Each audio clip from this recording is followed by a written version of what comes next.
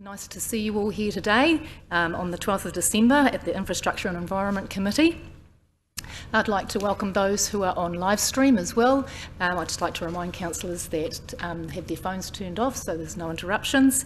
And I'd also like to acknowledge Councillor Wang, Mayor Tapsell and Councillor Kiriopa who are online zooming in today. Thank you for, can you all hear us okay? A few nods going on, thank you very much. I'd just like to start today with an opening karakia, please. Councillor Kaifong.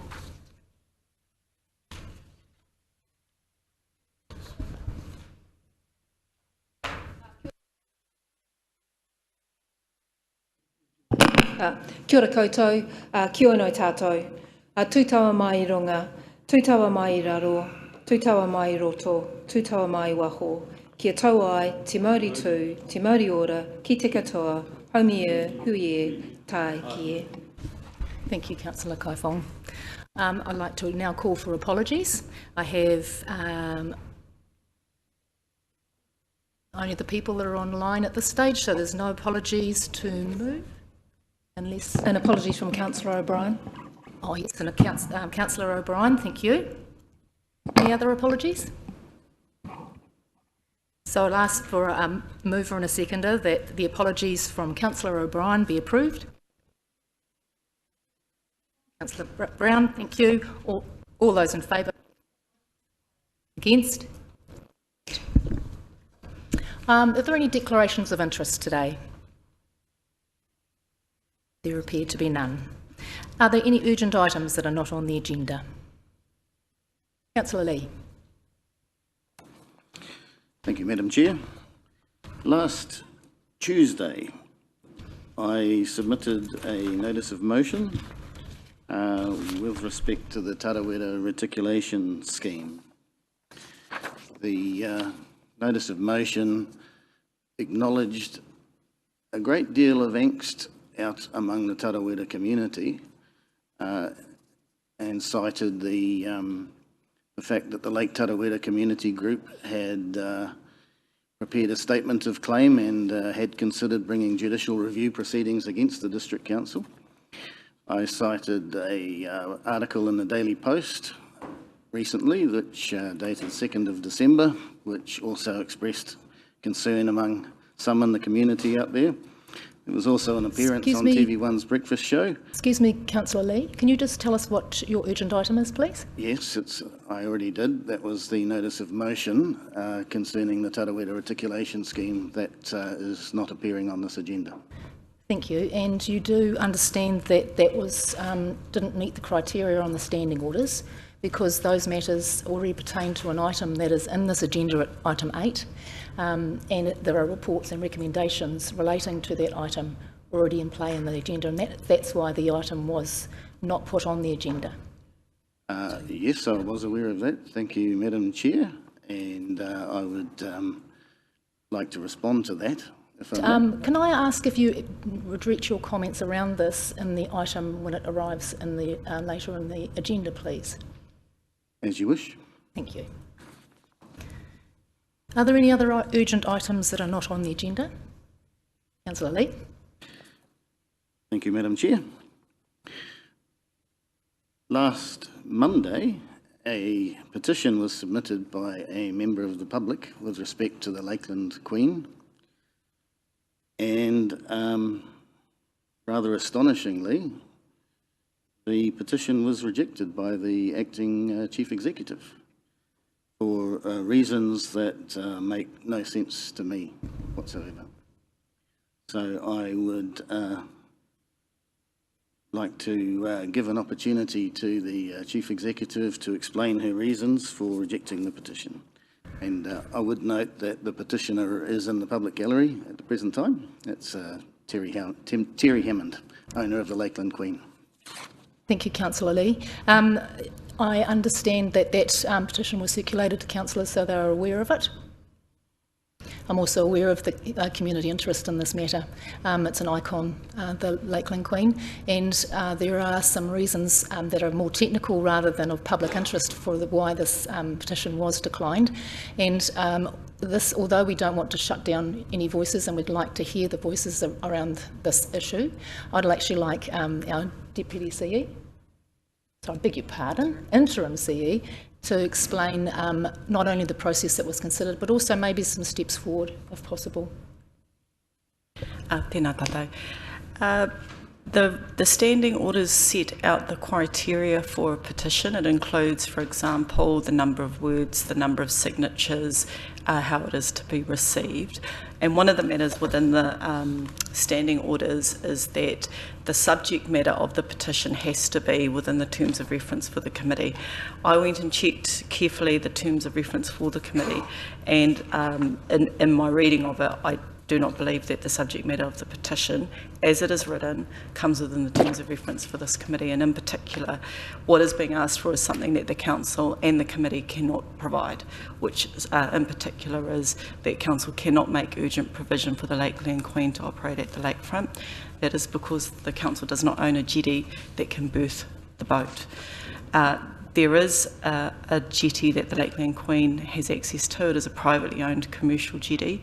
It is the responsibility of the business owner to maintain that jetty in good order. So that was the reason for the decision. In terms of the second question though, so although the petition does not meet the requirements of the standing order, and I don't have a discretion in that regard, it's not a matter that I can exercise discretion on. I simply have to make a decision on whether it meets the criteria or not. So setting aside that, there are other mechanisms for members of the community to talk with and engage with councillors, and in that regard, one of the options available is to have a meeting or to invite the councillors to a meeting to discuss whatever matters a community group or a business or an individual wants to discuss. So my recommendation is that the petitioner seek a direct meeting with the elected members or to invite them to a meeting to discuss any matters of concern. Thank you, Gina, for your take on that. And so I hope that makes it clear what a process might be going forward for you to engage and have a conversation with elected members on this matter. Point of order. I'd like to What's your point of order, Councillor Lee? I'd like to exercise a right of reply to what's been. I'd like to respond to the Chief Executive. I don't think this is an item that you can. You can't actually have that on a point of orders, Councillor Lee. Right of reply is available at any time. Excuse me.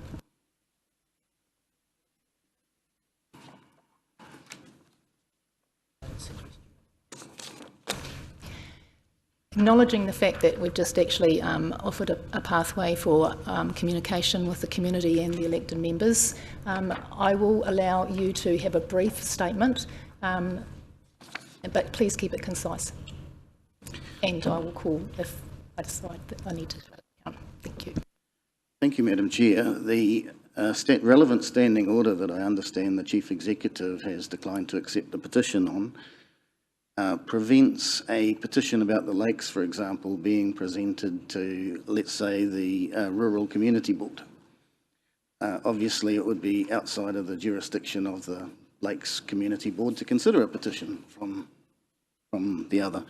In this particular case, Council has just spent $20 million of taxpayer money plus $20 million of ratepayer money redeveloping the lakefront. So it is quite clearly, and in my view, quite obviously, a matter that falls within the ambit of this full committee of council, the Infrastructure Committee. And I note there's a report later in today's agenda that refers to the lakefront. So the reason offered by the Chief Executive simply is, well, in the correct legal terminology would be irrational, I think. Excuse me, Councillor Lee, I would actually appreciate it if we don't undermine the integrity of our officers or any of our elected members. Thank you. And what I will say is that there's two separate issues there. The standing orders issue we can talk about as a committee at some other later stage, and the community consultation and engagement will be happening at another stage. So I take on board what you're saying, but I don't like the aspirations that are cast upon the decision that was made. It was made, there were standing orders for a reason. They make a very clear process for how we operate as council and how we make our decisions. So thank you very much for your input, but I'd like to move on if that's all right. Madam Chair, I would like to... Councillor Lee. Yes. I would like to move a motion to set aside the standing orders to give our petitioners an opportunity to be heard. Is there a seconder for that motion? There appears to be no seconder for that motion, so I'd like to move on. Councillor Maxwell? Say a meeting will be arranged for us to meet with the people. That's right, and if they'd Have you got an indication when? Would be probably ideal if the petitioners made contact with this interim CE and organised that process. That would be the ideal pathway forward, I think. Good. I'll look forward to having that meeting so we can really know. I don't want to argue the standing orders or anything. Thank you very much. Yeah. Oh, beg your pardon, and Mayor Tapsell's online. Would you like to make a comment, Mayor Tapsell? Yeah, thank you very much, and my deepest apologies. As I'm unwell, I'm not able to be there in person. I didn't want to call the point of order to interrupt the councillor at the time. However, I am concerned at his use of the word irrational on the advice given from an interim CE. It is actually incredibly logical. If this advice had been sought prior to giving the expectation that people would be able to present this petition, then I think that we could have avoided this situation. Councillors are clearly, and myself, very happy to meet with them. However, it unfortunately does not fit into the relevance of this committee at this time. Thank you, Mayor Tapsell. Moving on to item 5 on the agenda. That is the petition regarding the Tarawera Sewerage Reticulation Scheme on page 6 of your agenda, councillors. We have some members of the Lake Tarawera community group who would like to speak to us today. You're welcome to come forward. I'd like to introduce Duncan Evans and Gordon Lewis. They are going to speak to their petition today. I'd just like to go over the standing orders around the petition process. You have 5 minutes, gentlemen, to speak to us today. I'll probably give you a bit of a heads up at about 1 minute out that you're getting close to the end, and then once you're completed, we'll have about 5 minutes for questions from councillors. Welcome, and when you're ready, you're welcome to go ahead.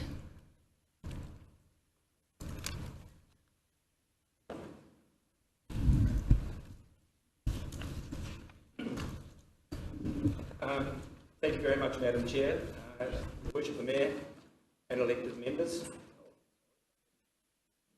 Gone green, shall I start again? You certainly My can. apologies. Technology.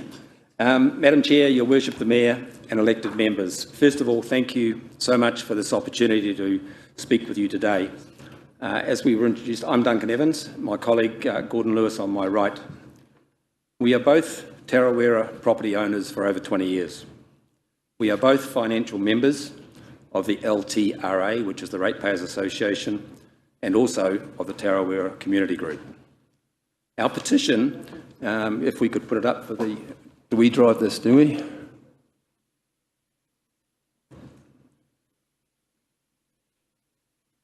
Actually, just a moment while we got it there. Thank you. Thank you. Our petition received 307 supporters, and we trust councillors will note this is a significant number. The petition is self-explanatory, and we broadly support the scheme. It's the right thing to do, but not at any cost. We ask you to consider pausing the commitment to stage 2 while, with urgency, stakeholders collectively review the funding model. An obvious question we ask you all to consider: would you agree personally to fund a project where the cost will be declared when the scheme is substantially complete? Can I just give you a Tarawera perspective? The Tarawera rates revenue is quite substantial and the services consumed relatively minimal. So we have contributed to a large number of projects and schemes right across the district. What the contention is, it's now our turn to share in our project as well. If this was to be based on... Excuse me, can I just ask, the screens, is it the middle button we push, William? Una's just going to Sorry, I was pushing the now. up button. My apologies. Sorry, I'll carry on in the interest of time. If this was to be based on user pays, then our contention is that the property volumes used in this exercise have been exaggerated. Bear in mind there is genuine anxiety and ill feeling out there right across the community. And there are some people who may have to actually sell up their family home. Council staff on several occasions have undertook to seek more funding. Currently, to date, nothing has materialised. On the basis of the current costings, the actual targeted rate bill per property is going to be over $50,000. Or if it's on a 10-year basis, it's going to be a $7,000 a year increase. Effectively, ratepayers are being asked to take on all of this risk, pay 83% of the total cost, and have no certainty over the control or the outcome. That doesn't seem fair to us. There are many outstanding issues, excuse me, but at a very high level, there's a lack of transparency around both assumptions and outcomes. We have no clarity in what is included or excluded from stage one, nor the cost allocation. What's the actual line capacity? What is the 2 branch lines? What are they? Who's paying for those and how is that done? Has the development levy actually been, has a confirmation that it's not there? Will both local bodies actually inflate the subsidy in line with the inflation of the project costs? Because there's a huge physical disparity in the on-site installations, charging on an average cost for the stage 2 is neither fair, reasonable, or appropriate. This scheme was promoted as an economic alternative to the on-site aerated water treatment systems. That is now being ignored and replaced with an open book, which will be running through to 2026. These are the issues that need resolution. Bear in mind, as we have said, we do support the scheme, but not at any cost. We all treasure this very special environment we have out there as much as anybody, and we want to be constructive and to find an acceptable solution for this. We know the council may be receiving some mixed messages, and obviously there are some people that are comfortable with the proposal as it is. But bear in mind, there are a lot of others that are clearly not. Essentially, everything is related to one keystone issue here, and that is the capital recovery principle applied here is both inequitable and inappropriate. And continuing to commit to more dollars where there's still outstanding issues would, in our opinion, be irresponsible. Bear in mind, and please, don't underestimate the heat that's out there and the weight of ill feeling. It's only going to get worse unless we can sit down and talk. Thank you, Gordon. So, in conclusion, Madam Chair, we believe there is a pathway forward. We need to find some new or fresh ideas. Firstly, we would like you to pause any further financial commitments to stage 2, while with urgency we collectively review the funding model. We need to verify the facts, the assumptions, the terms and conditions of this project. We need to challenge ourselves to find some alternative financial solutions. And please, we believe there are some. We've done a lot of thinking on this. There is a route forward. We need to develop a revised financial model for all stakeholders to consider, and we need to get 100% community agreement. not 2 fractions. And this is a proposal to avoid the possible imposition of a judicial review, which we understand is in the process of being filed against the council. And just to conclude, and I'm not going to go through them, but when we put our petition out, we had there's an opportunity for petitioners to comment, and I'm going to share with you and leave these on the screen. These are some specific comments from a number of our petitioners who are really concerned about this, and we do encourage you, please recognise we have a split community. We need to sit down as grown adults and find a solution. Thank you very much, Madam Chair. Thank you, gentlemen, for your presentation. I appreciate your time in coming out here today to talk to us and for talking to us about your viewpoint on this and your community's concerns. I'll now ask the councillors if there's any questions that they may have pertaining to the presentation today.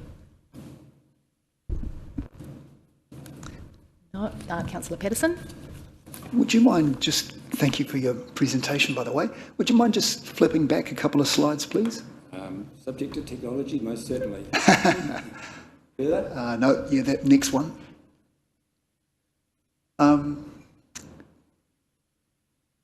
There's something there that stood out to me.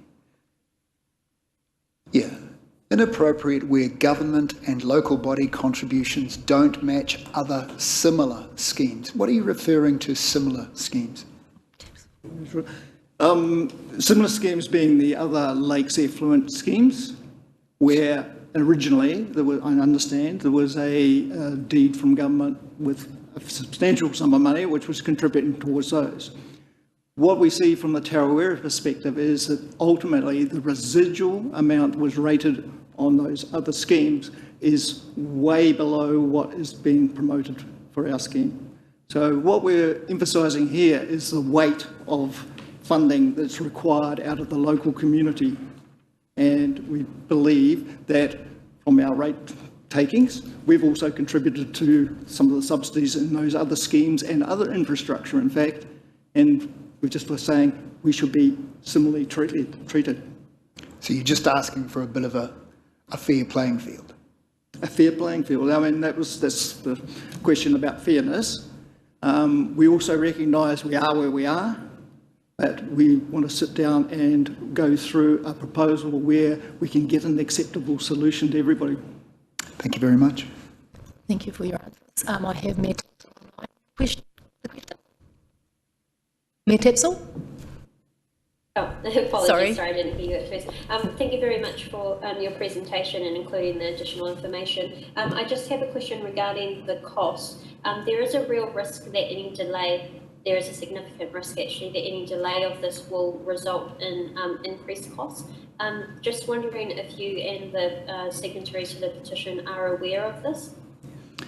I'm happy to answer that. Yes, we say yes, we are aware of that, but equally, when we're asking for this sit down and get through here with a matter of urgency, so we're not expecting this to go on for another 12 months. We certainly don't want to be adding to the escalations that could be in there. I understand though that council are close to having a fixed price contract on stage 2, so I'm hoping that that would not be disadvantaged with the sake of another month or so to get to a conclusion. So thank you very much. And just a quick final question, just regarding the targeted rate that you've mentioned, and it's a sort of a question and something that council always had to consider on whether to charge the rate before this, like to set the rate and charge it before the scheme or the project's actually completed. So would you, bearing in mind that you would like that targeted rate to know what it is as soon as possible, but would it still be your preference that that's not rated until the project is actually complete, or are you saying that potentially the community would prefer to know what that is and that to start sooner?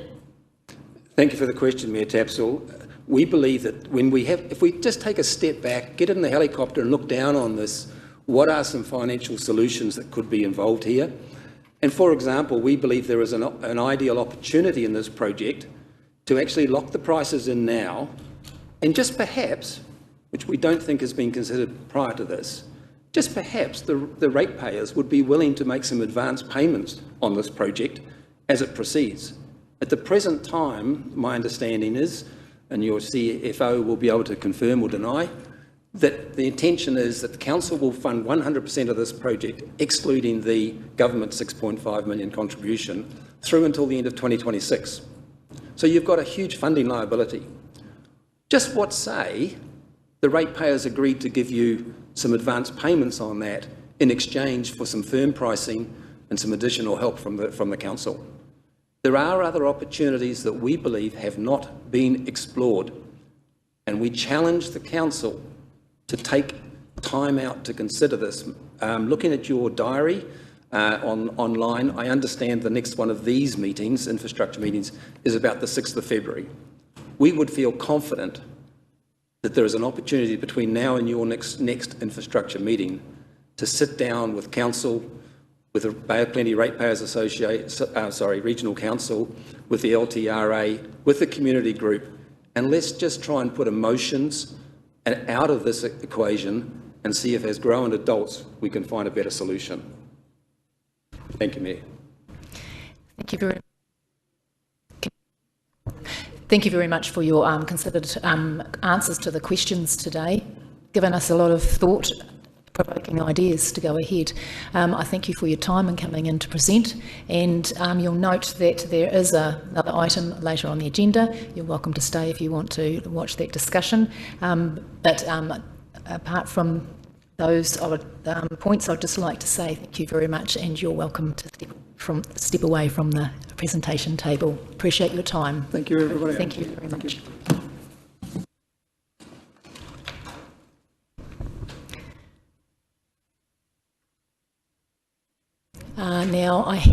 Mayor Tapsell, you wanted to say something?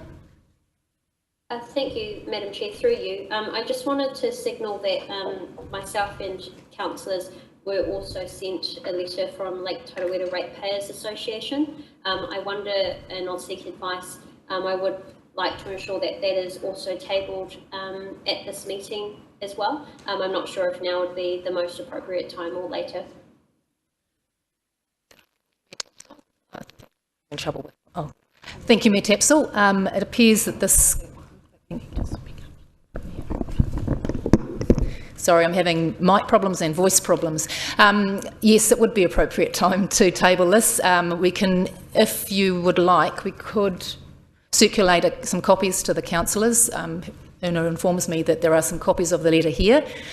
We can let the councillors have a read of that, and maybe you might like to give an overview if you've got would like to do that. Thank you, Madam Chair. And just by way of information for those in the room, this is a letter that was received on Tuesday, 5th of December from Lake Tarawera Ratepayers Association. The purpose of tabling this is, as it is related to this matter, just ensuring that as we had been contacted by them with this letter, that it was put on the table as well. So just in very short brief, it's not my letter, but to explain it, it is a letter of support for the proposal of the installation. In there they do note some of the work that has been undertaken already, the need for immediate stage 2 decision, in particular that protecting lake water quality is the first priority, it is the top priority, and then also noting things like the cost to property owners, that the project should be delivered as quickly as possible, the sooner the better in terms of cost, etc. So this is only me passing on this letter, which has been sent to myself and councillors as well. Thank you, Mayor Tapsell. We note the letter and we'll add that to, we'll table that and put it amongst the minutes. And I appreciate the Lake Tarawera Ratepayers Association contributing their thoughts as well to this really topical community issue. I would like to now move along with the rest of our agenda, councillors. Move on to item 6, which is the confirmation of minutes. That's the minutes of the Infrastructure and Environment Committee held on the 1st of November 2023. I'd like to ask for a mover and a seconder for the minutes of the 1st November meeting be confirmed as a true and correct record. Councillor Kai Fong, Councillor Brown as the seconder. Are there any items for correction? There appear to be none. I'll put that motion to the vote. All those in favour, please say aye. Against? Carried. Thank you. Next item on the agenda is an update on Te Whare Taonga Aotearoa, the museum. On page 21 of your agenda, councillors, I'd like to invite Stuart Brown forward, and he is going to give us a presentation and update on where we're at with the museum. Welcome, Stuart. Kia ora koutou. All right, just an update on the museum in terms of where we got to. Right, so what happened back in August 20 this year, Council resolved to proceed with the project, subject to those 4 conditions being met, the first of them which was that Council would be prudent with its finances and wouldn't commit to any further funding beyond the 15.5 million. That we looked at negotiating a construction contract and project management processes around de-risking the project and taking a progressive approach to construction, and then really secure the existing funding with the various funders and government agencies, and then just to report back on any other risk and mitigations. So what's happened?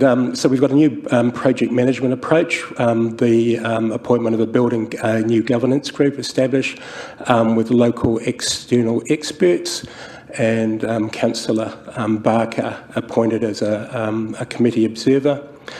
We parted companies with our preferred contract at the time, which was Hawkins, under the directive of our new governance board to seek a more competitive tender process and back out in the marketplace. So a 6-week process with 4 construction suitable qualified contractors, and one of them asked for an extension of time in order to keep as many people in the process as possible. That was approved. And then some scope reduction in terms of that reducing risk and price, where we've removed access to the mud bath basement. So those of you that would have been familiar with the design and the lift shaft that would have gone down to the mud bath basement and associated stairs, they have been removed. And then we've reduced the scope in the cafe kitchen to a heat neat as opposed to a full commercial kitchen, and that provides us some $1.19 million in savings. I'm saying that also in terms of reduced risk, that did require us digging down into the heated pumice soil that sits in that area where that lift shaft was proposed and will be built above ground.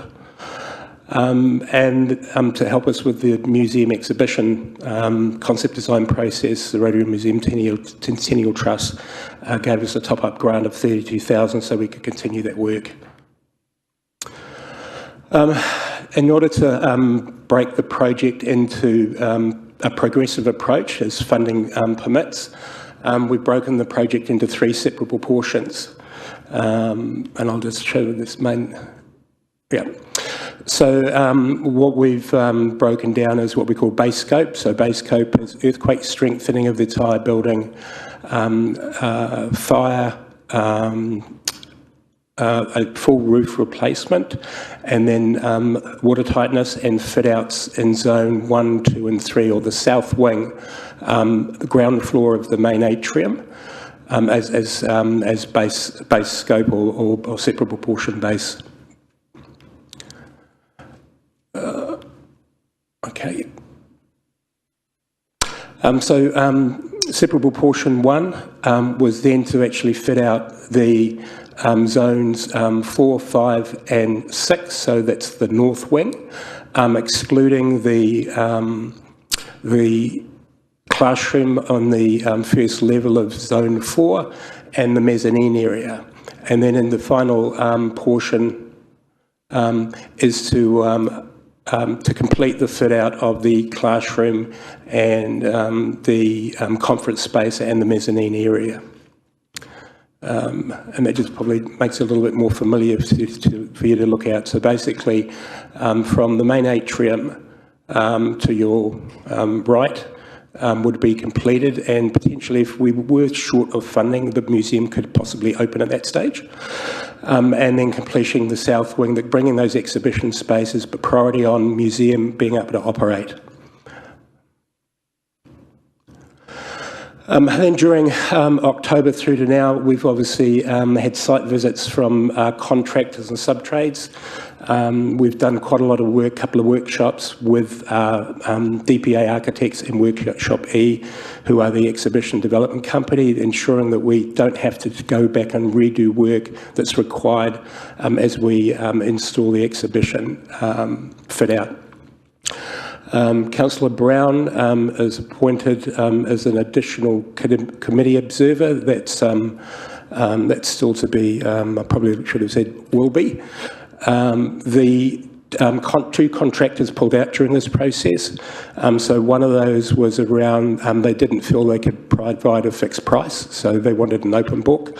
And the other one was really about their capability for this project of this scale. I guess one of the frustrating parts has been able to progress funding confirmation from central government, and that's really due to the pre-election period, the election period, and then the coalition talks subsequent. So we've only had ministers appointed in the last couple of weeks, but we are in regular conversations with their staff, pushing them along for decisions. We have, however, have an agreement and secured the additional $5 million from Rotorua Trust. That's been signed up, and it was a really good positive news story out last week. Request made to the Bay of Plenty Regional Council to redirect the $4.1 million for exhibition. So we're pretty confident that we'll get that approval on Thursday this week. And then the tender closed on the 1st of December, and our evaluation process is underway right now. So our current funding position, so it's shifted a little bit since we last met. So we've now secured the 68 million.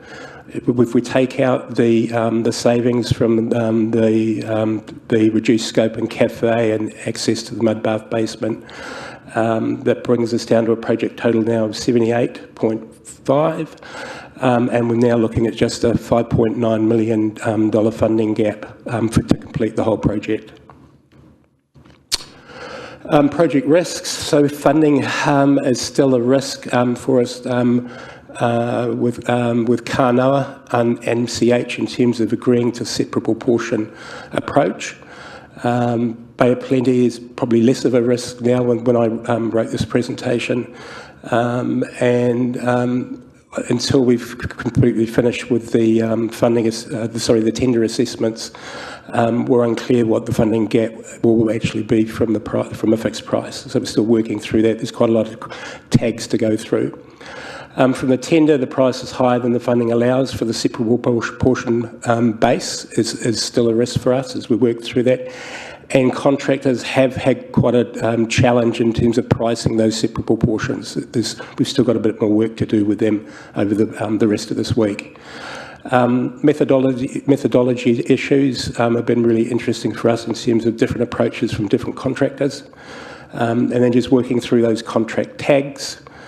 And then construction, our contingency is not large enough to meet the unknowns, and price escalation if we have delays in decision. And we've already been signalled by one of the tenderers that they're already seeing price increase from sub-trades, and with their tender pricing after 90 days expiring on the 1st of March, they've already indicated they will need to reprice. And then what's next? So we complete our tender evaluation between now early new year, confirm and our funding agreement conditions, hopefully as soon as we possibly can with central government. Tender recommendation to council in the first week of February is our target at the moment. And then contract negotiations during February, March, and then construction with enabling works underway March, April, May. There we go. Questions? Thank you, Stuart. Appreciate the presentation and the update. There's a lot of information in there for the councillors to mull over, and I appreciate all the work that's gone on with your team and with also the governance board, trying to get a tendering process that is flexible enough, but it has provided some challenges, obviously, for our contractors. So, any questions from the councillors on this? Councillor Peterson. Thank you, Madam Chair. Thank you, Stuart, for your report. Can you go back to the slide previous, please? Yeah, that one. That one? So it says, firstly, it says tender price is higher than funding allows for SP base. So is there only one tender? No, there's not. It's a tender process. So we have two compliant tenders in play at the moment. Right. And are both of them higher than what you expected? We don't have separable portion pricing at this point. That was one of the challenges that they were struggling to understand. So we've had meetings with both contractors this week. They've gone back. We've got a further page-by-page review of methodology on Monday, Tuesday next week that will try and give them a little bit more clarity in terms of how they price. And I recall you said one of them has indicated that because actually, I'll just be. We are in the procurement phase still at this moment, aren't we? Maybe we should just restrict our questions around this at this stage until there is more certainty around what's actually happening in the process. If that's okay, councillors? I was just going to say, one of them indicated that they'd be putting their prices up in March. Is that true? The tender process, the fixed price that we get from our tenderers is limited to 90 days. Once it's beyond 90 days, they have a right to review. One of them has indicated that there is already price pressure coming from the market in certain sub-trades, and they said they would need to have another look at that then. So is there any chance we can make a decision before March? To avoid that? Well, this is a process that's ongoing, I think. We probably should just let the process go through, particularly this procurement phase, without too much detail. We'll keep to the higher level stuff and just see what comes out, because this is a market-sensitive project at this stage. Sorry to limit the questions on that, but I just think we need to be a bit mindful of what is held in the public forum. Is there anything else you wanted to ask, Councillor Peterson? Thank you. Councillor Kaifong? Thank you, Chair. Stuart, just on that funding position slide, just a question of clarification. In your presentation, you said we had 68 million. Is it 68 or 63? Oh, sorry. It's 63. I've got the wrong glasses on. So if it's 63, is our funding gap still 5.9? Yes, that's correct. Okay. Yeah.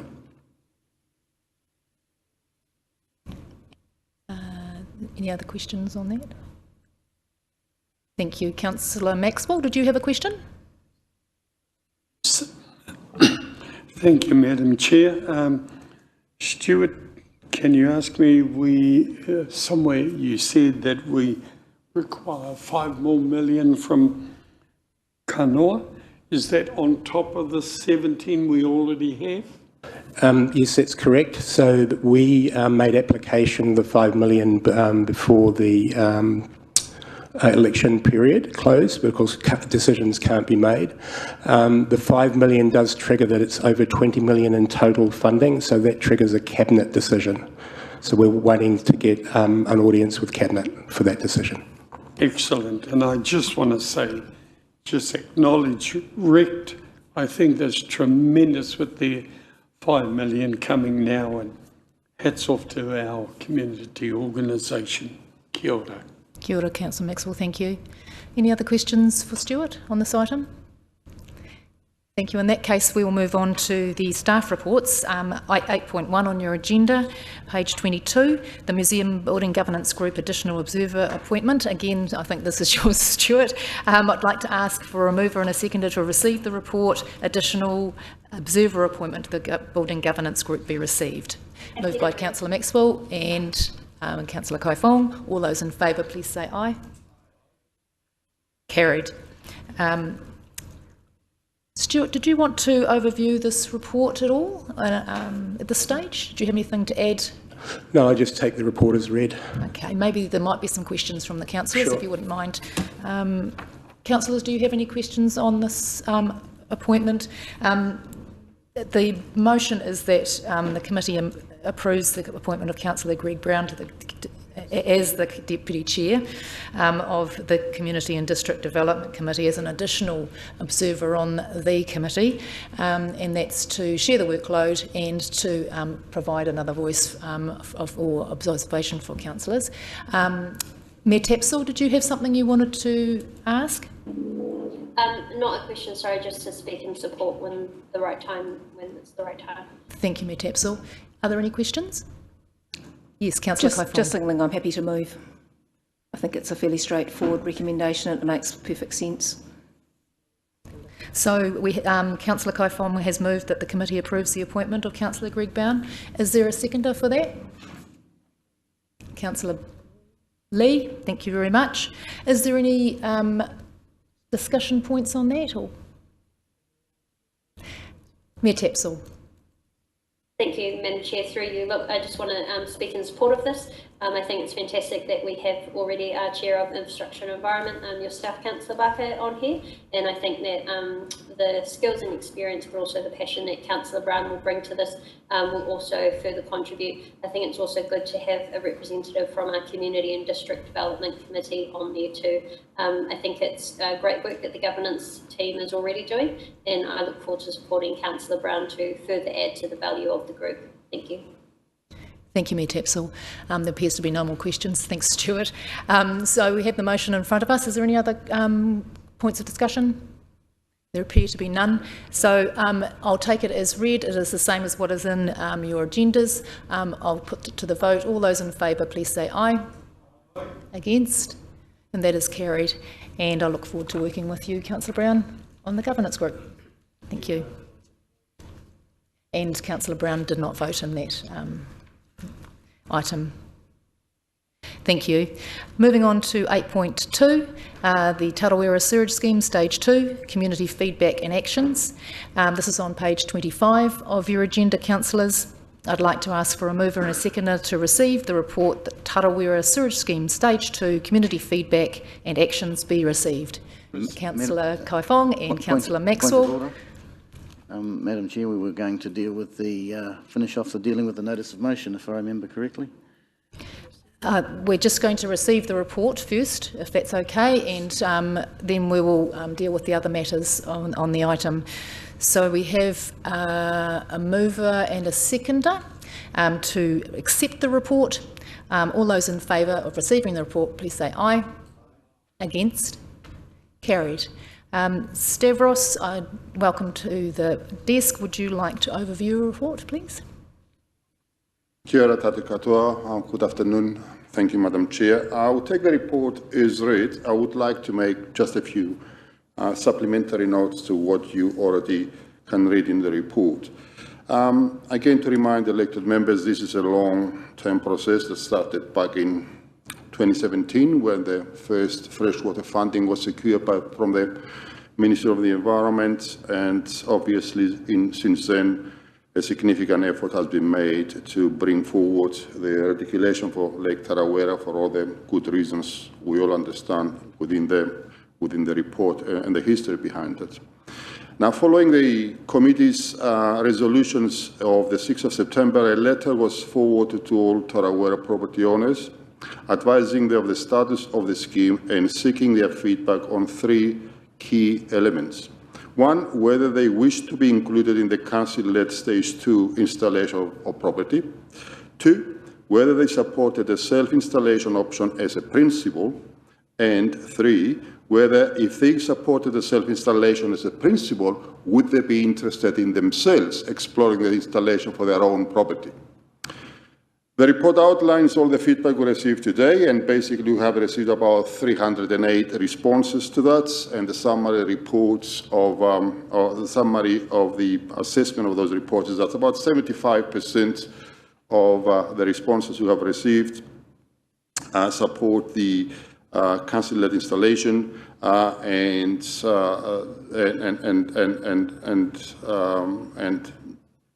therefore the self-installation and the individual self-installation are not fully supported. It's quite important to note that the Lake Tarawera community group, who was formed in recent times, have provided for those property owners who wanted to follow their advice 2 alternative responses, templates. The first template was returned by 50 property owners, and in terms of and questions the contribution of septic tanks to the lake water quality. Again, I don't really want to spend a lot of time onto that because that is a Bay of Plenty Regional Council regulation with the lead agency, and they have established a maintenance zone and the offset rule for Lake Tarawera, and also contrary to the Ministry of Health's advice in terms of untreated sewage seeping into the lake and the consequent health risks to the community and the visitors. That first template also demands a different capital funding plan to the one Council has adopted to date. The third thing they seek is that the Council provides a reticulation at a cost acceptable to them, with a balance of the cost to be borne by, in effect, by the general ratepayer. And the fourth element of that, as they say, they support self-installation using their own drain layer and to retain ownership of those assets installed onto private property. That was template number 1, reported to or returned by 50 property owners. Based on this response of 50, we have assigned and coded this feedback to be no, we do not support council installation. We support self-installation, and yes, we support self-installation for our own individual properties. The second template was returned by 87 property owners and in effect states, we broadly support sewage reticulation for Lake Tarawera, but express concern on the final net cost to them and the payment terms. As elected members are fully aware, this is a final decision in terms of funding and revenue policy the Council will set at the appropriate time for that. The second element in the template says on-property installation by Council should be allowed with property owners' consent, and installation is identified on the property file, the land information memorandum you'll be aware of. And again, my advice to that, this is a standard process for all such installations. All previous reticulations to be installed on individual properties had to secure the consent and the agreement of the property owner, and the installation was recorded, surveyed, and mapped into our assets information system anyway. So that is a standard process we generally follow. This template is silent on whether they support self-installation as a principle or if they interested themselves to do so. So based on these 87 responses, we have assigned the feedback as yes, we support reticulation, no installations, as they no to the self-installations, as they anticipate that Council should obtain owner consent and record the assets on the property file, and no, we are not interested in themselves undertaking self-installation. So in effect, their response of the second template is silent about self-installation, and they do not seek to implement self-installation themselves. Another of feedback distribution to the 3 questions is as per the report, and also you have received a Lake Tarawera Residents Association letter for elected members to factor in their decisions. 2 further points I wanted to make. Council has progressed this project in stages, and the primary focus has been along the lines of trying to compress as far as possible the gross cost of the scheme in order to manage the current market situation. You also have heard my colleague Stuart earlier that delaying a tender process inevitably triggers the right of a tenderer to actually seek review of their rates. And therefore, it is quite important to note that our report recommendations is that following your resolutions of 6th of September and following the feedback we have received to date, and following the fact that we do have a tender on the table, time is of the essence, and therefore we seek that the Council give effect to your resolutions and authorize officers to commence detailed finalization of the contract to proceed with stage 2, which would not physically start until June 2024, because stage 1 has to be completed first, and then all these individual properties to be conducted. With regards to elected members' approach or wishes or inclination to consider alternative funding models or support for the community, obviously you are going through the long-term plan consideration at this point in time, and these are decisions you will make in due course at your discretion within your financial constraints and capabilities. To close off, we followed your resolutions of 6th of September. We have a tender on the table. Time is of the essence to obtain certainty about the cost for the scheme, and we'll continue to work to compress the gross cost as far as possible. Thank you, Madam Chair. Happy to take any questions. Thank you, Stavros, for outlining the background and also the feedback that's been received specifically around self-installation. Is there any questions for Stavros on this feedback and his report? Councillor Lee. Thank you, Madam Chair. Stavros, you obviously were here when the petitioners presented their petition. Would you be willing to have a conversation with them at some stage in the near future? Thank you, Councillor Lee. I'm willing to have a conversation always with any ratepayer. I work for the ratepayer, but I report to you. And in the long term, decisions made about funding considerations, it's entirely your prerogative, but more than happy to talk to individual ratepayers as always. Thank you. Thank you. Thank you. Was there a question from Councillor Patterson? That was the question, was it? Okay. Any other questions? Councillor Maxwell. Thank you. Thank you, Stavros, for the reporting to us. Can you just verify, did I hear it right? You said there was a response from 308 and it was 75%. Can you just clarify that? I don't think I heard it properly. Yes, we received 308 responses. The 308, 75% are in broadly supporting the continuation of the reticulation, and they do not support self-installation in principle or are interested to installation themselves. Thank you, Stavros.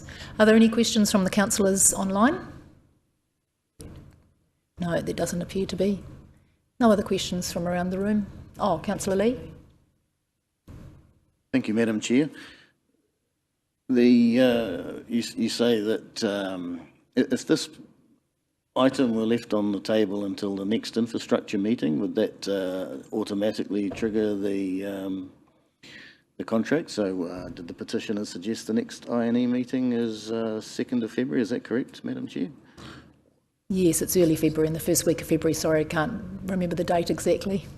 So would there be a triggering of the right of the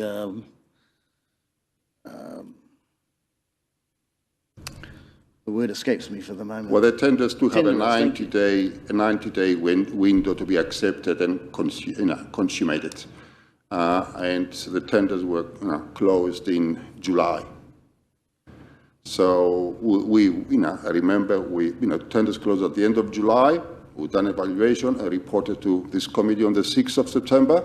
We sought from the tenderer to hold their prices until we go through his next feedback. And now we would need to start finalizing the detail for that. The tenderers by January will be well within their rights, in terms of procurement process to say, well, we want to review some of our unit rates for that. They haven't threatened to do that, but certainly remember, we need to progress with that because they need to initiate mobilization, purchasing the grant departments, purchasing, pre-purchasing materials and so on. And obviously, the longer we're stretching that out, the longer the window of opportunity is moving further out, with costs, uncertainties, are coming into the game. Mm-hmm. Does that answer your question, Councillor Lee? I think it does. Thank you, Madam Chair. Thank you. No further questions? In that case, in front of you, councillors, you see on the screen that the the suggestions and recommendations from the officers is that we note the community feedback, that the committee agree to give effect to the resolution that we made in September and proceed towards concluding the contract with the preferred tenderer for stage 2 of this reticulation scheme, and that the committee note that the matters of setting the final targeted rate for the scheme will be deliberated by Council at the appropriate time and at the Council's funding policy discretion under their statutory authority.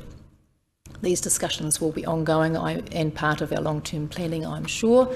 Is there anyone that would like to move that motion? Councillor Brown, do I have a seconder? Happy to second. Thank you, Councillor Wang. I'll now open up the floor for any discussion on this matter. Oh, sorry, Councillor Brown, you were the mover, so open to you. Thank you, Madam Chair.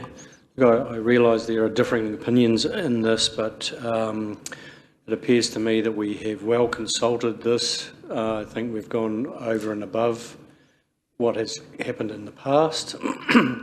And in view of wanting to protect the 307 residents that want the thing to go ahead, as we've heard a couple of times, that I am in support of getting on with it, and hence I'm happy to move and support the motions. Thank you, Councillor Brown. Councillor Wang, did you want to have something to say as a seconder? Councillor Wang? It looks like it's frozen on the screen. Yes. Oh, are you back with us, Councillor Wang? No. Okay, I'll open up for other points of discussion if there are any. There appears discussion. Councillor Kai Fong? Thank you, Chair. Look, I'm happy to support this recommendation. We've spent a lot of time going through this. There's been a lot of public communication and consultation. We've had many meetings here in the chamber. This has been the subject of much debate for quite a long period of time. I think we just need to get on and make the decision, so I'm more than happy to support the recommendation. We have signalled through the LTP planning process that we are happy to look at options around repayment periods and still to have that ongoing discussion with the community, but I think that in terms of just continuing with the contracting process, that is probably the right way to go at this stage, and knowing that we're still to have a further discussion through the long-term process. There is still consultation on that, and there is still a further decision to be made by Council around what the final decision funding looks like at that point. So happy to support. Thank you, Councillor Kai Fong. Councillor Maxwell? Yes, thank you, Madam Chair. Yes, no, I just want to signal I support the motion that's here, and I'm mindful everyone talks about the costs and the delays. Well, delays cost, and like what was said before, we have had this on our radar, on our table for a long, long time. So yes, I support the motions that are there. Thank you.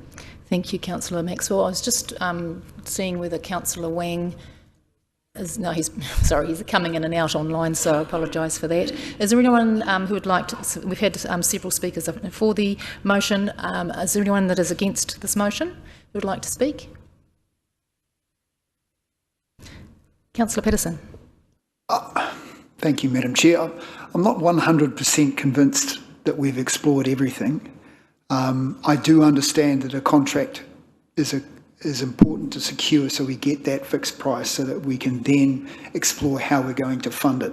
But it's still, I find it challenging to wrap my head around how everybody in that community can ever come to a unanimous decision. It's a tough ask. This is a big question, especially when there are so many doubts about the original science from back in the day, you know, what the original decisions and what those the decisions were based upon. So for me, I'm going to have to sit this one out and abstain. Thank you, Councillor Patterson. Councillor Wang, I see you're back with us again. Would you like to make any comments in this discussion?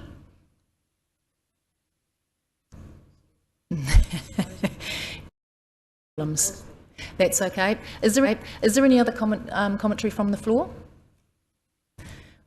Since there seems to be none, I'd just like to add my feedback to this. It's obviously a challenging space for our staff to be working in, and also for the community itself, who have diverse opinions on this matter, it appears. Although, you know, the consultation has been extensive and over many years, there are varying opinions on the science, but it's clear that the directive from our regional council and also from the national policy statements are very clear about the quality of water and what our responsibilities are as a council. So putting all the history aside, I see that there is a place for further discussion around the funding of this, and those discussions will be had, and if we can have some engagement from the community, that would be most welcome. So I will speak in support of this, and on that note, if there's no further discussion, yes, Councillor Lee. Madam Chair, I wish to move a procedural motion to leave this item on the table till the next INE meeting. Thank you, Councillor Lee. Councillor Lee has moved a procedural motion to leave this item on the table until the next INE meeting. Is there a seconder for that motion? That's a different issue, Councillor Patterson. So this is a whole different item, so you would be at liberty to second this motion. I'll second the motion then. Thank you. Thank you. So we have a motion to put the motion to let the item lie on the table until the subsequent INE meeting in the first week of February. I'll put that to the vote. All those in favour, please raise your hand. All those against, please raise your hand. That is not carried. Thank you. So we return to the substantive motions in front of us. I'll take them as read. I will now put these motions to the vote. All those in favour, please raise your hand. Point of order. What is your point of order, please, Councillor? Now that the procedural motion is out of the way, I would be free to comment. What's your point of order, please? Ensuring the standing orders are maintained. Which point of order are we talking about, sorry? Or what have we breached? Under the current interpretation of the standing orders, which hasn't yet been resolved since last time we were debating the standing orders, I'm precluded from commenting until such time as the procedural motion is out of the way. So now that the procedural motion is out of the way, I'd like to speak against the motion. Please go ahead. Thank you, Madam Chair. And by the way, I think that's a strange interpretation of the standing orders, but anyway. Quite simply, as Councillor Patterson has said, people in the community deserve to be heard, and giving them a $50,000 rates bill is no small thing, and I think there's every opportunity for the council to hear what they've got to say and see if something constructive could come from a grown-up conversation about this from people who have skin in the game. And so I'm not satisfied that we've done all that we can to meet the residents of Tarawera halfway. So on that ground, I'll be not wishing to support this. Thank you for your comments and thoughts, Councillor Lee. Councillor Kaifong? Just a point of clarification, I don't believe that we've got a $50,000 figure, so I think that is misleading for the public. Thank you. Do you want to add anything? Right of reply?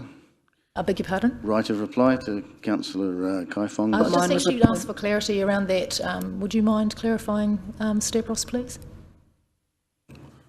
Correct. The letter we have forwarded to all the property owners in Tarawera said the prices could range between $38,000 and $42,000 plus GST. However, I would like to note that over the last 12 months, members of the Tarawera community have brought up figures ranging from this is going to cost us $125,000, and then dropped it to $85,000, then dropped it to $60,000. now it's set at $50,000. The letter is very clear to Tarawera property owners in September. The estimated cost at the moment, including contingencies, is between $38,000 and $42,000, and we continue to work to further compress those costs as far as possible. Thank you. Thank you very much for clarifying that. I'm sorry I can't take any comments from the floor. Right of reply? Councillor Lee, we've actually all had a chance to speak for and against the motion. The motion is in front of us now. We've all had a chance to have a say. I would like to now move on and put the motions to the vote. Point of order, Madam Chair. What is the point of order, please? The point of order is misrepresentation. So, on what, sorry? Misrepresentation. Misrepresentation of what, sorry? Yes. So Councillor Kai Fong challenged the $50,000 figure, as has... she asked for clarification. Yes, as has Stavros. So the figures in the letter are 38 to 42,000 plus GST. The community will be required to pay GST, so that takes us up to $48,000. Thank you for yes, clarifying. I was rounding it off at $50,000. Thank you. Thanks for clarifying. Thank you. And with that, I would like to put the motions to the vote.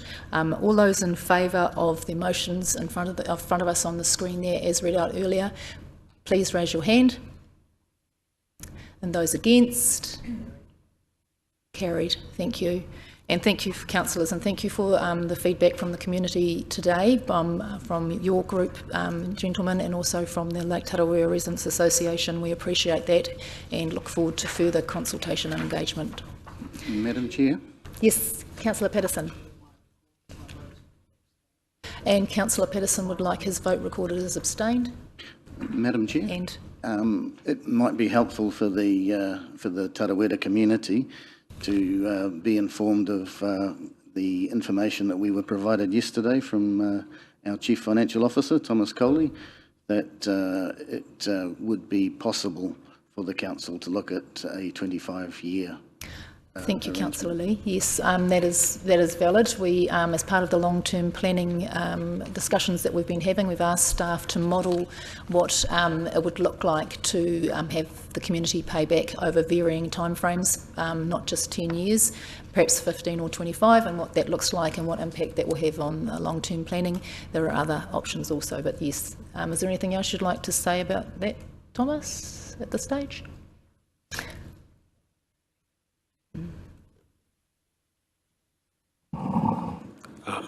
On our workshop on Friday, we'll be giving you an indicative range of 5-year increments and what they could look like.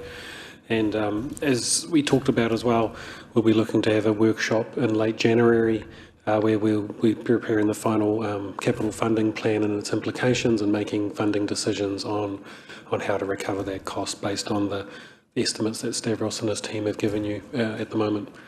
Bearing in mind that that targeted rate would not look to be starting until the scheme has been completed, but happy to talk to the community around how to understand early payment, bearing in mind that I do not have the ability to set a rate early. So there are some limitations. Thank you for your feedback. Appreciate that. Thank you, councillors. I'd now like to move on to item 8.3. This is the progress report on infrastructure and environment. It's for information only. Can I have a mover and a seconder that the progress report, infrastructure and environment, be received? Councillor Kai Fong and Councillor Brown. All those in favour, please say aye. Against? That's carried. And I'd like to invite Stavros and Rob to share with us a PowerPoint presentation, which we'll do first. And thank you, Madam Chair. Yep. This PowerPoint presentation was prepared in response to Councillor O'Brien's request, about our stormwater comprehensive resource concerns. Now, I know Councillor O'Brien is not present here today. The question I have for you is that would the rest of the elected members be interested to receive this presentation, or should we leave it until a later stage? I think that you've put the effort into preparing the presentation, Stavros, and it's also, we are being recorded, so he will be able to catch up on that later. Thank you very much. Thank you. I'll try to be brief. Back in October, elected members, I gave you a comprehensive presentation about our stormwater master plan, outlining what we're trying to do. And again, in brief, our master plan aims to achieve flood risk reduction over the next 100-year horizon, improve water quality, enable future growth, and obviously address the emerging risks associated with climate change, and how we can best adapt to that. Again, at a very high level, this is what it looks like. We're trying to consolidate and manage, stormwater flows towards Lake Rotorua over the next significant period of time, with a view of reducing risk of the risk of flooding. And obviously, as you're aware, we assisted to that through the government infrastructure acceleration fund. Again, the main point here is that each catchment area is contributed by a rural sector and an urban sector.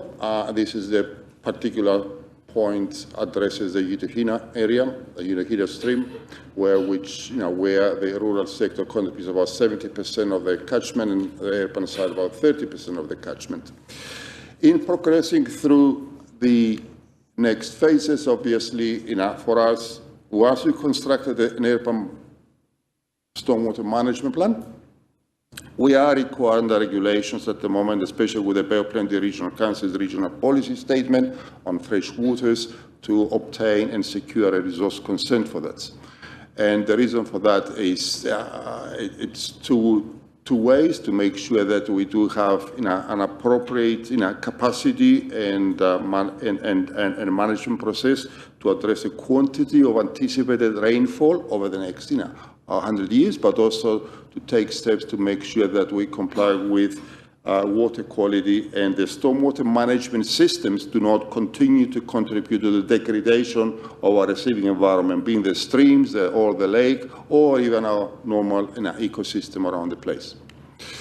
So there are new laws related to natural and built-in environment. I won't go in great detail. I noted that to you earlier, that where you contribute toxic pollution into your freshwater environment, the Natural and Built-in Environment Act that's imposed new penalties since August last year.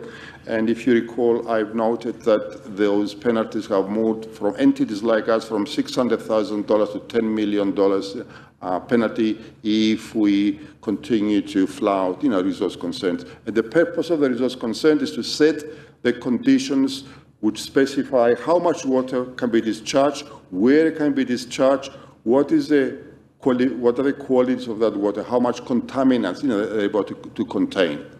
And we are going to be the resource consent holder. And therefore, if our resource consent holder, as a resource consent holder, if we don't meet those specifications, we are subject to these potential liabilities. So the consent really it tries to address both the quantifiable way, but also tries to ensure that it does not authorize separately from other types of consents things like excavations or earthquake works or any elements that the regional council has to consent separate by virtue of their regional policy statement or by virtue of the regulatory capabilities they have. And the issue has arisen as to, in recent times, as to how do we control those elements? And I think, again, Councillor Patterson asked repeatedly in recent times, what are these compliance costs to incur? And obviously, when you have large volumes of stormwater flowing through the rural side and the urban side, washing over roads, over footpaths, over roofs, people washing their cars, benzene, rubbers, boron onto the roads, everything, all this washes into the streams and washes into the lakes at some point in time. Our responsibility as part of this comprehensive resource consent is to establish monitoring points, be cognizant of what we are allowed to discharge and what we're not allowed to discharge, and through these monitoring points we do what we call a reverse forensic investigations to say, if we identify contaminants in the water that contributes to pollution, the pollution of our environment or water, we need to take steps to be able to identify the sources and identify mitigating actions and rectification actions for that. That's, in a nutshell, that's the whole process. Where it becomes tricky is that it's quite easy to identify a pollutant into a river system like the lower Utuhina stream. Once a pollution element has been identified, you can say, well, it's got benzene, or it's got oil, it's got paint in it, or it's got some toxic substances. But actually tracing it back to find out where exactly it came is not an easy matter. And therefore, as part and parcel of this process, we have identified, and we continue to identify at the moment, some what we call high-risk sites. Areas where it's got industrial processes, commercial processes that potentially can discharge contaminated stormwater into a receiving environment, and they can cause significant pollution. Obviously, by setting up a licensing regime, those high-risk sites are giving us information about what are their processes, what they manufacture, what they process on that site, and we can interact with them to say what's the best way to mitigate and manage that pollution potential risk. Just to give you some indication out of about 30,000 properties, say in the urban site, we're all talking at the moment sites that require licensing to be about 120, 130 at the moment. Potentially in the fullest of time might get to about 300 sites, such sites. Sites that require consent by the regional council potentially might be only 20 or 30 of them. The majority of these 120 or 130 sites, they will get a license, and the purpose of that license is to allow us to have a database to verify, I guess, a potential future pollution as to where is the likely source of that contaminant, so we can trace it back and go back to that potential site, talk to the site owners and say, let's work together to mitigate that, that kind of process.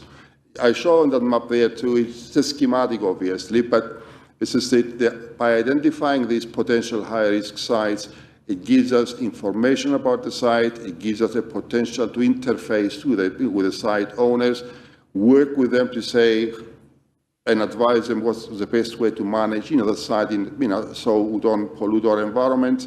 And some of them might need consents, and these consents might be processed by the Bay of Plenty Regional Council.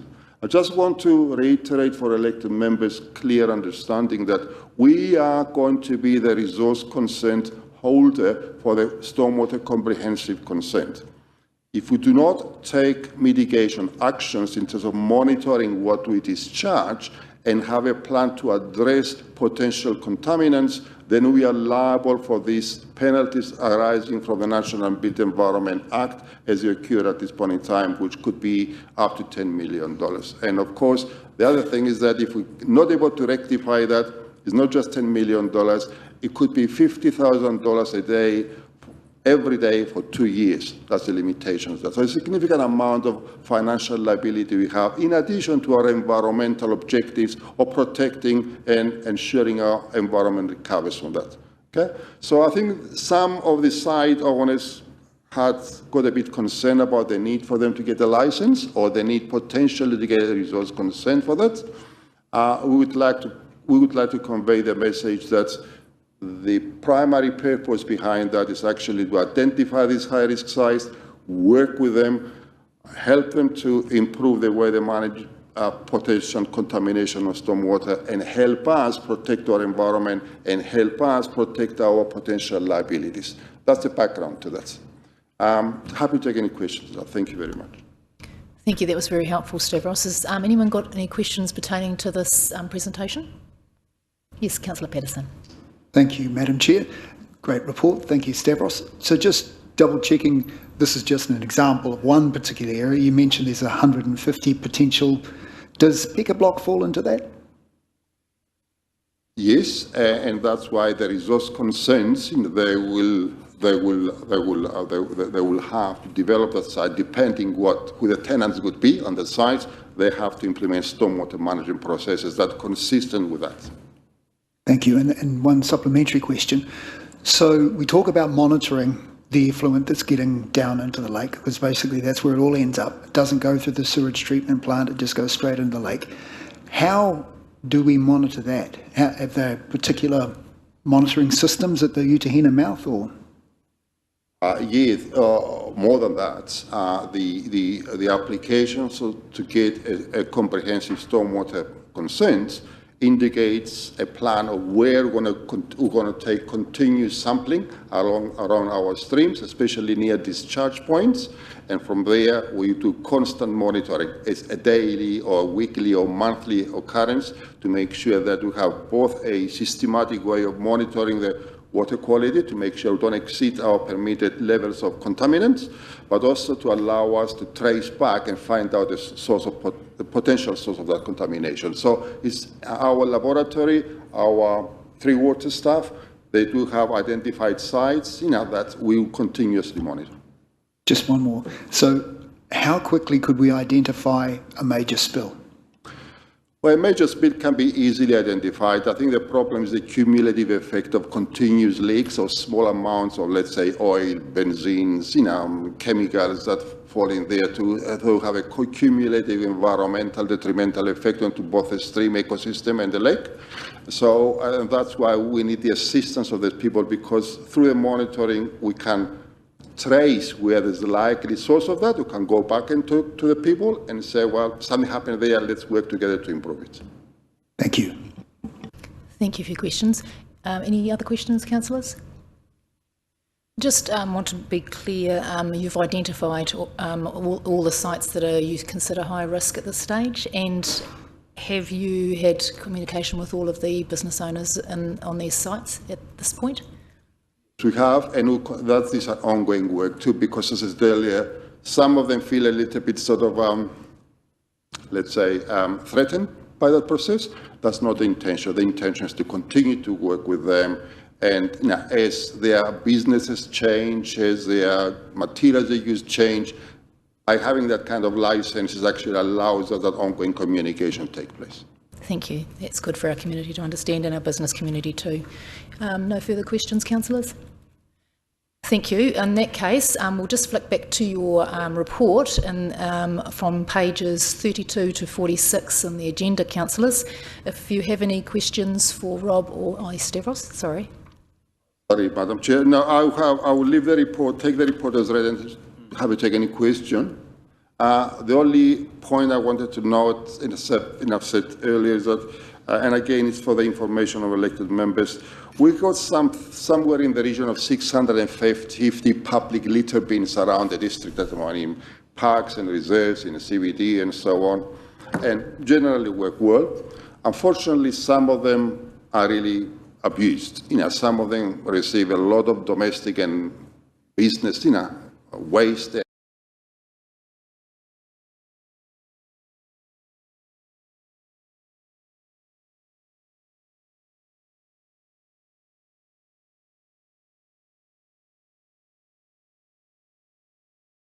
Removed, if not necessary, but I don't want elected members to feel this is set in concrete. We might be removed from one location and put some other location.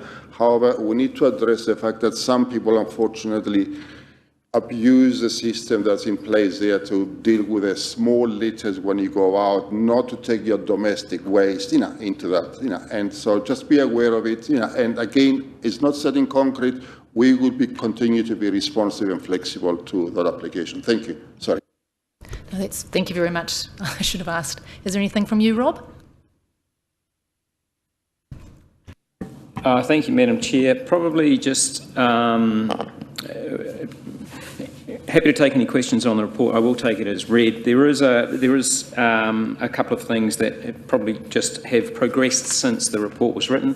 One of them was around the section in the report where we're talking about events and receiving assistance from Sport Bay of Plenty. So through the long-term the actual annual planning process, you will have seen submissions about waka-ama facilities and potentially indoor basketball facilities. The key sort of community groups associated with those have gone through a feasibility funding application process and have been successful in receiving that funding from Lotteries grant. So both the Rotorua Basketball Association and the Te Arawa Wakaama Group have received funding from lotteries grants to undertake feasibility work to understand the potential for new facilities, where they might be, the sort of co-sharing and how those would be sustainable. So that's a little bit of an update on that. The other one is an update on the Curbicula, the gold clam. As you will know, a controlled area notice was implemented over Lake Okataina for the period from 1 October through to 1 November, that the lake was closed to boats. From the period 1 November, a controlled area notice has been put over all the Te Arawa lakes that basically says any boat coming into the district from the Waikato River system that is going to be using the Rotorua Lakes must wash their boats down prior to going onto the lake. And they've identified the wash place on Tenai Road as being the source where that can be done. There is more information coming from MPI around how that can be managed, and also the comms that we're going to be putting out to make sure that people understand that, you know, that Te Arawa Lakes are free of Curbicula golden clam, and we don't want them here. There is an issue arising at Lake Okataina with some temporary barriers on the road there, and we will need to work through that to understand, because that doesn't quite fit with the can for that lake. That lake says it can be used if all boats are washed, and there seems to be a bit of a temporary thing there. It hasn't caused an issue at this stage, but we need to work through that. So that's any other questions on my report, happy to take. Thank you. Thank you, Rob. Just a quick question about the washdown stations. Is there only going to be the one at Tenai Road, or will there be the others heading in towards summer? There's only one at Tenai Road at the moment. MPI are in the process of procuring, I think, they've got 6, but they are going to be mobile and able to be moved. There is a permanent one also set up at Karapiro at the main launching and retrieval area at Lake Karapiro. So there are more coming. But I don't know whether they'll be here before Christmas. Thank you. Any questions for, yes, Councillor Patterson. Thank you, Madam Chair. Thank you for your report on this. I do have a few questions. Vaughan Road Skyway. I noticed that the cones that were in place between Southback Trucks and the stream culvert have now gone. So does that mean that that's now not going to be completed until the new year? Yes, Councillor Patterson, obviously that's we're waiting your decisions on the long-term plan to see what kind of funding is available for that, for such projects. Oh, so that wasn't part of the Wakakotahi funding? Not to a full extent, no. Right, okay, thank you for clarifying that. The Linton Park Dam, so is that on budget? Yeah, the Linton Park Dam has been progressing in stages. We are now in the final stage, I think finishing by April next year. And there were updates with regards to increasing the capacity of the dam. So within that increased capacity, you have allocated budgets and a contingency with it. To this point in time, although I have to say from time to time, we regularly debate variations to these contracts with, with contractors, but touch wood, so far we seem to be within the range of our allocated budget. Excellent. Just a few more. You touched on the bins, so I'm glad to hear that, because unfortunately, with the amount of illegal dumping we're already getting, I was just concerned that taking them away would only lead to more, because people's habits are terrible when it comes to that. The FOGO tenders, they closed on the 8th of December. So where is that at? We'll come back to you in around February with two reports. One is to not let you know that the procurement process has closed, and of that procurement process identified a preferred tenderer. And then we seek from you around February to give us instructions to proceed with regards to finalizing a contract. However, as you are aware, also the timing of implementing that work will greatly depend on the outcome of your long-term plan deliberations. And again, by February, March, we will know whether you want to implement that program in 2025 as planned, or you want to leave it for another year, or, but these are decisions you make. But certainly in February, you will get a report about the procurement process to that effect. Thank you. And one last question. The whare waka, when is that being opened? No, do you know? Through you, Madam Chair. The whare waka is due to be finished early new year. The opening, there's some work happening on the waka itself as well, and so we're just going through a process now to understand whether we actually wait for the waka to come into the whare waka before we do a more formal opening, and at that stage we'll just about be completed on all the stages of the lakefront, so how we package that up together. But we're looking for something in I think in the March-April period. So still in the peak season, that's good. Yep. Thank you very much. Thank you, Councillor Patterson. Yes, Councillor Maxwell. Through the chair, maybe I can help a little bit more on your last question, because I'm on the committee. And they are pledging to try and open March the 3rd. With an appropriate ceremony in the morning and then things happening during the day, but it's looking good down there. The whare waka itself is just wonderful, but yeah, Lionel Grant would love to touch up the waka itself and have it ready. Thank you, Councillor Maxwell, for the update. Appreciate that. Any other questions? That appears to be all the questions. Thank you, gentlemen. Appreciate your time. And you are welcome to move away from the table. Thank you. The next item is the resolution to move into public excluded. This is on page 47, councillors. There are 3 items for consideration in the public excluded session. There's number 1 is Infracore Commercial Arrangements Enablement. Number 2 is the Polynesian Spa Limited Admission Charge Increase. And number 3 is a tender approval for contract 23-027 Water Main and Wastewater Services Development, corner of State Highway 30 and State Highway 5.